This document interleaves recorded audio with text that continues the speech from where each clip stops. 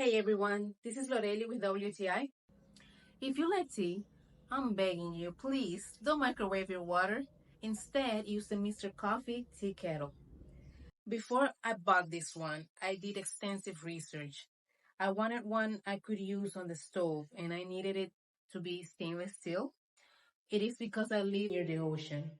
And I needed something that didn't get rusty, of course. So enter the Mr. Coffee tea kettle. Can you see how pretty this looks?